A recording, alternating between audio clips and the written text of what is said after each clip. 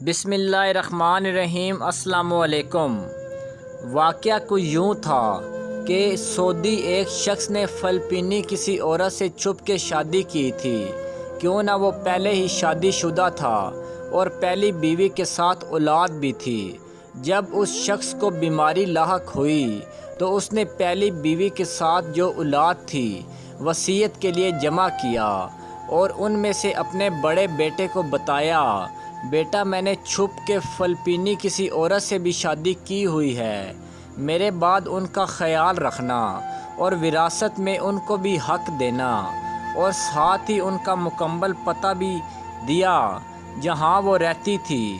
کچھ دن بعد وہ شخص وفات پا گیا تو اس شخص کا بیٹا قاضی کے پاس گیا اور پوری تفصیلات بتا دی۔ قاضی نے فیصلہ رکوا دیا اور حکم دیا فلپینی عورت کو بھی یہاں پیش کریں، تو بڑے بیٹے اپنے والد مرحوم کے دیے ہوئے ایڈریس کے مطابق فلپین پہنچا۔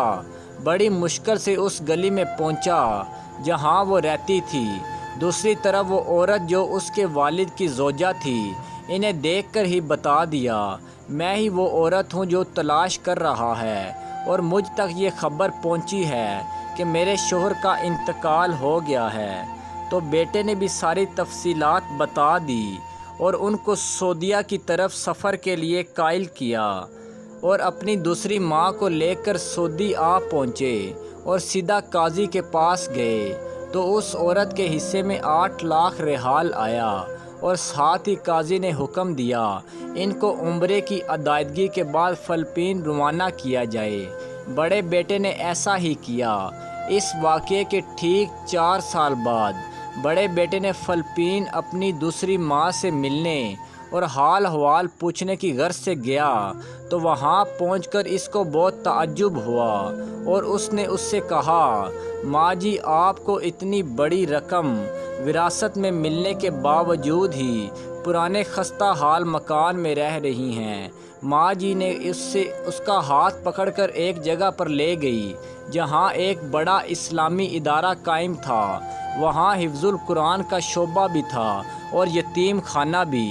ماں جی نے کہا، بیٹا سر اٹھا کر ادارے کے بورڈ کی طرف دیکھنا۔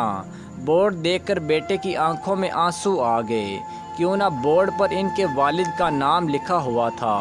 اس نیک صفت عورت نے کہا، میں نے یہ ادارہ اپنے وراثت کے پیسے سے بنایا اور اپنے شوہر کے نام پر وقف کیا تاکہ ان کو اس ادارے کی وجہ سے ثواب ملتا رہے۔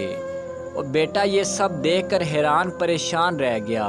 یہ سچی محبت، ورنہ اس پیسے سے وہ ایک عالی شان بنگلہ بھی بنا سکتی تھی، پر انہوں نے سوچا محبت کے مقابلے میں عالی شان بنگلے کی کیا حیثیت، بنگلہ تو عارضی چیز ہے۔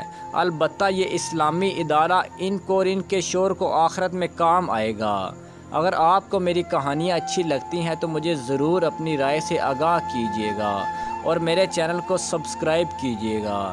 اللہ پاک آپ سب کو سلامت اور خوش رکھے۔ خدا حافظ۔